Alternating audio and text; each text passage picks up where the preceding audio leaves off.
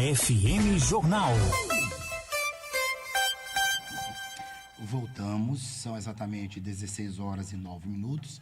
Repito agora, 16 horas e 10 minutos. Últimas informações, o que o Irã declara sobre o ataque no Catar.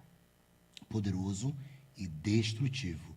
Portanto, bases militares dos Estados Unidos na região foram alvo de mísseis e, segundo o Irã, com ataques poderosos e destrutivos.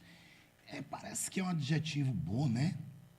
Ambos são aparentemente bons, mas o que vem por aí agora é bem preocupante, né? Porque o Iêmen também já disse que vai, eu falo Rússia, China, né? Agora Irã, Iêmen, Arábia Saudita tem uma relação mediana depois que Trump voltou, inclusive deu até um avião de presente no valor de 6 bilhões, né, a Trump, aliás, ao governo americano, né, ou estadunidense. Mas é algo que nos deixa assim, sabe, atentos, né?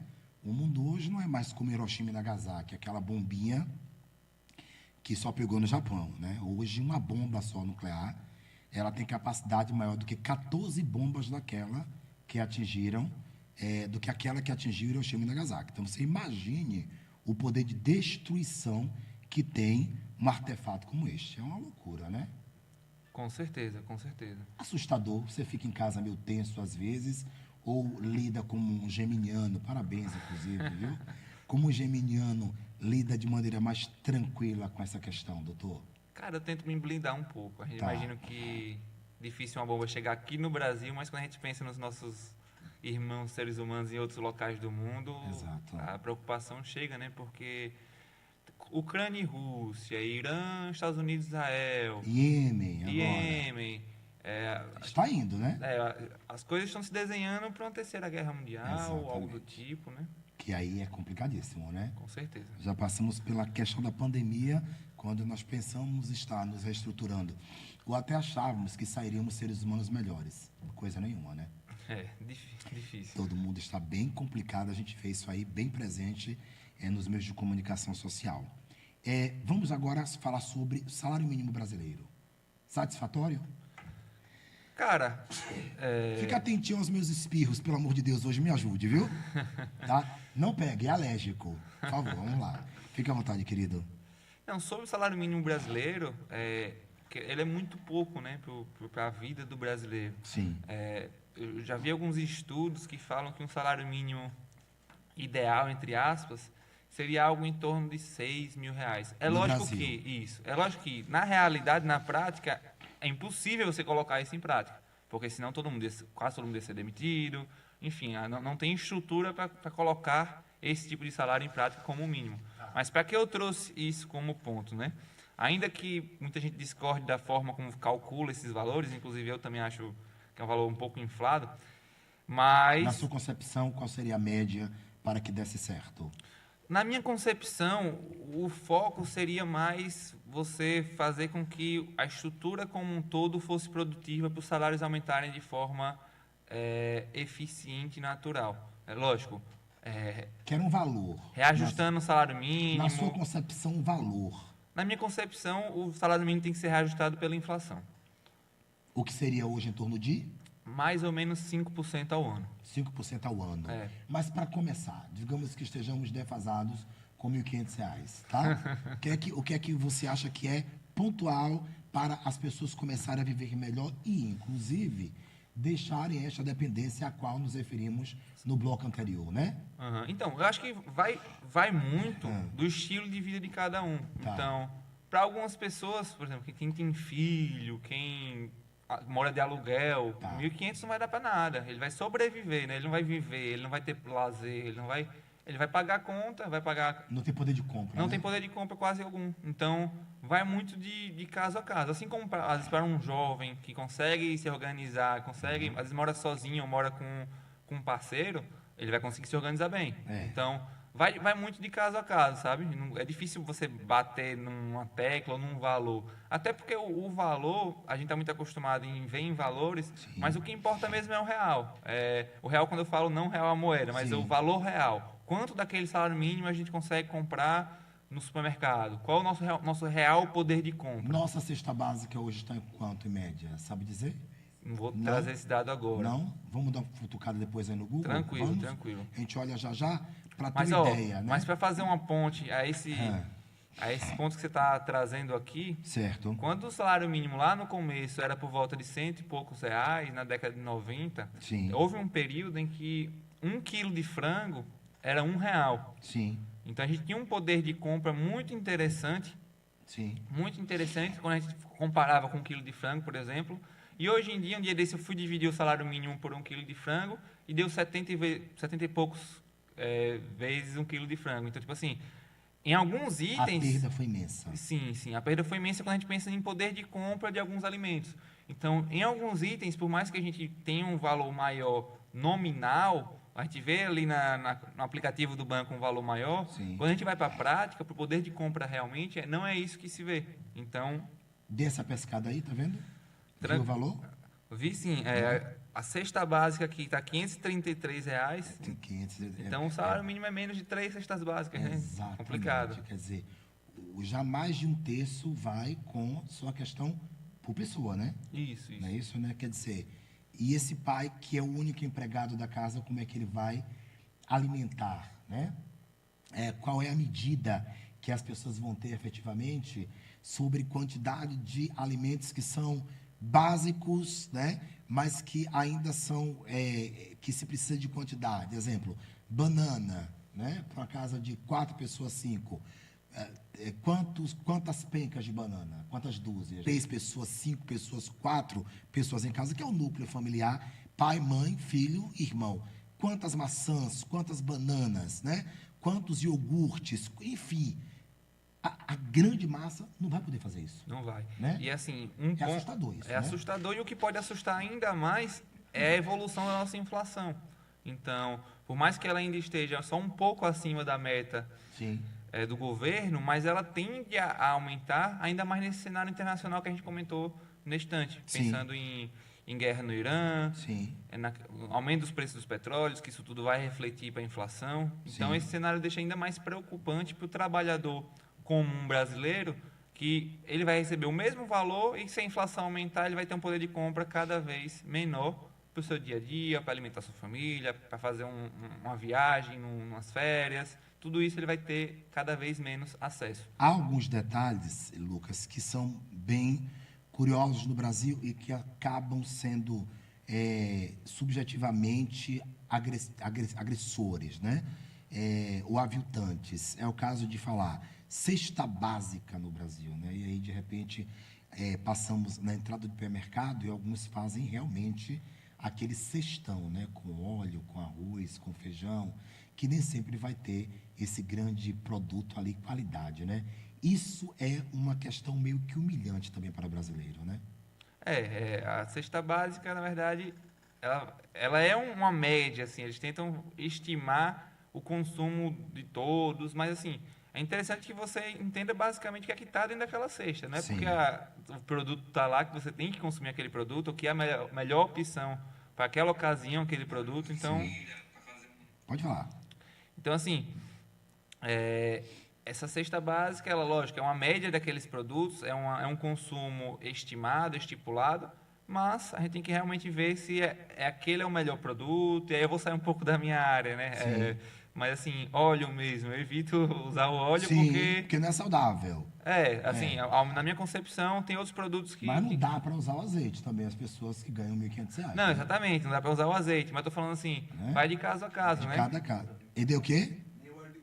Nem óleo de coco, né? Quer dizer assim, o azeite, né? O azeite, exemplo, o azeite Barcelona, né? Quando eu viajo, eu sempre fico em apartes ou hotéis que tem essa parte ali da cozinha. Eu gosto de, ao viajar, fazer o que eu não sei, que é cozinhar. Mas eu faço fazer aqui uma salada, entendeu? E acabo não fazendo nada, mas eu quero estar onde tem um fogãozinho ali.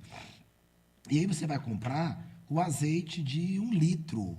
1 litro, ele custa 2 euros.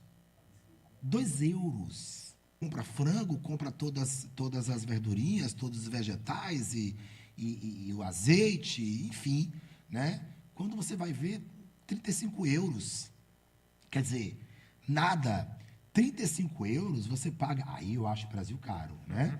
A gente paga no Brasil por um prato, né? A depender do menu disponível, em qualquer restaurante em Aracaju, meus amores. Mas aí eu vou ser justo. Seja justo. É porque você anda em locais muito bem frequentados. Não. Porque tem uns mais baratos aí. Tem, mas a média não é essa. Não é? Tem uns R$100, né? Não é? R$100. Mas eu acho o Brasil assim ainda meio caro, né? É como hotel no Brasil, né? Uma amiga minha está agora em Veneza. Eu quero a sua opinião sobre tudo aqui, estava falando. E aí ela está em Veneza, um hotel belíssimo, tá? Gran Palazzo, Veneza. Ela foi para um casamento lá, ela mora em Londres. E aí, o hotel, belíssimo, luxuosíssimo. E eu perguntei, eu não conheço Veneza. O ano que vem vamos projetar para Veneza. Vou dar um jeito de ir para Veneza, passar uns 3 dias. Quanto é que está a diária do hotel? Né? Ela falou, amigo, olha, eu e meu esposo ficamos aqui 6 dias, R$12.000. Ok? Aí a gente fala assim, dá em média R$2.000 por dia, né? R$2.000 por dia, 300 e poucos euros, ok?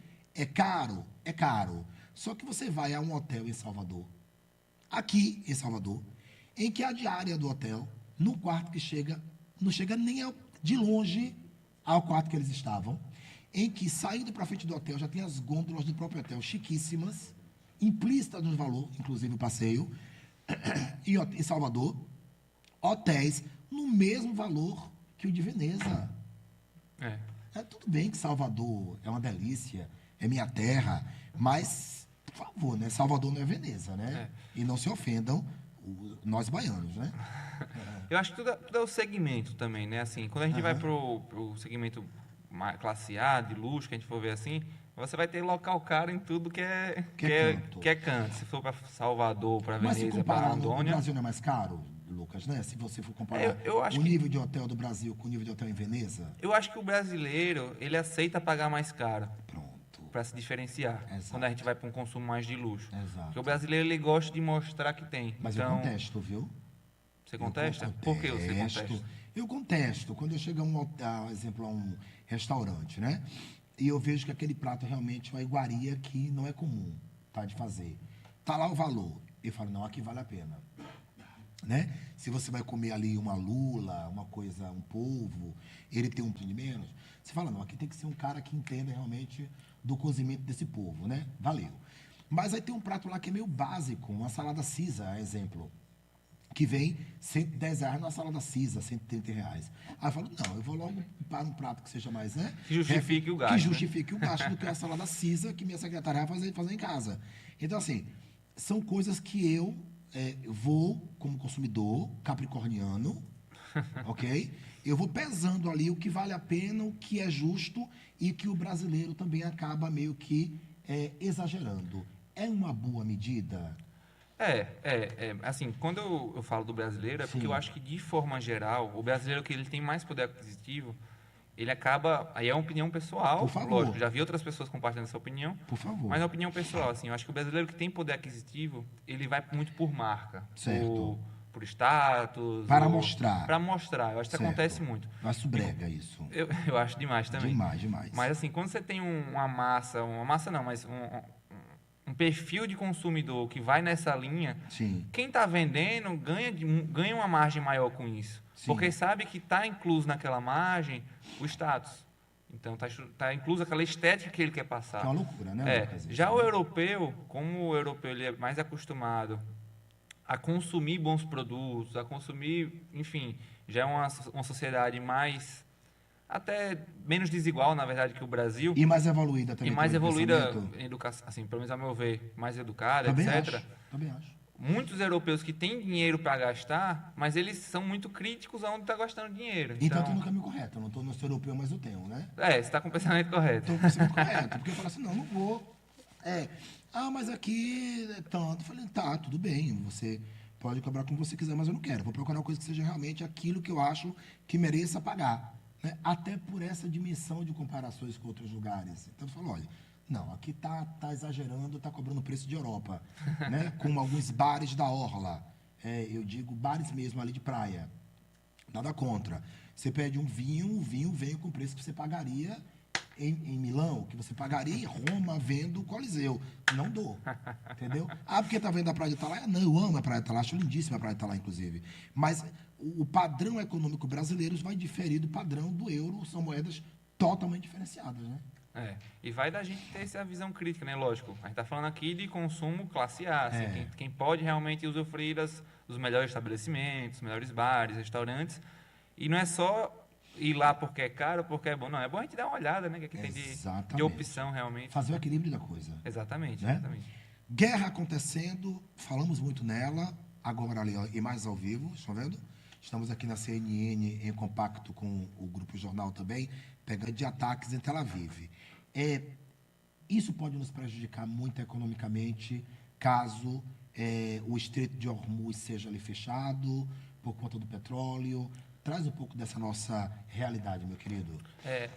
Só voltando para essa questão da guerra, que realmente me preocupa um pouco, essa questão do Estreito de Hormuz, que o Irã já afirmou que quer fechar, quer impedir as passagens dos navios cargueiros, ele pode prejudicar todo mundo. Por quê?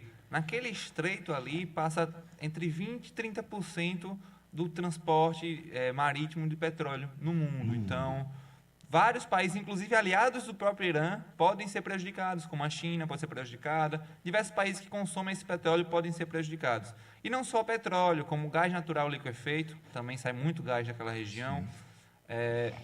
Outra questão que é extremamente importante para o Brasil são os fertilizantes nitrogenados, que também passam por aquela região. Então, se você pensa em gás natural, em petróleo, que pode virar gasolina, em fertilizante nitrogenado, tudo isso pode aumentar os preços no Brasil e no mundo. Então, os alimentos podem ficar mais caros, porque os fertilizantes vão ficar mais caros. Qualquer produto que entre nessa cadeia logística mundial com gasolina, seja qual for o combustível, pode ficar mais caro. E a energia como um todo pode ficar mais cara. Então, olhando por esse aspecto, né? Exatamente, já não é barata. Olhando por esse aspecto, a inflação tende a ter um reflexo disso, tende a aumentar. E quando a gente pensa também no momento que a gente vive de incerteza no mundo, a gente não sabe até que ponto essa guerra vai, a gente não sabe quais países vão se envolver nessa guerra, quais ativos mundiais, quando eu falo ativos, dólar, ouro, euro, como é que vai ser esse mercado mundial, esse comércio. Então, nesses cenários de incerteza, acontece que os investidores, de forma geral, e aí dentro desses investidores, países também, tendem a buscar ativos mais seguros ou previsíveis, como é o caso do dólar. Então, não só a inflação pode afetar a gente, como um câmbio desvalorizado também pode afetar. Então, guerra não é bom para ninguém, então, a curto prazo, todo mundo vai ser afetado econômica, seja por questões mais diretas dos países envolvidos, ou pela economia. A economia vai ser afetada. Então, quando a gente pensa a curto e médio prazo, é isso. A longo prazo, pode ser que o Brasil, se ele não tomar partido, pode ser até que ele seja beneficiado, entre aspas, lógico, porque é uma guerra, tá? Mas beneficiado no sentido que ele pode jogar dos dois lados. Ele pode tanto fazer comércio com os Estados Unidos, com Israel, como pode fazer comércio com a China, com o Irã. E assim, é uma visão pessoal agora, tá? Sim. Mas eu acho que seria ideal para o Brasil.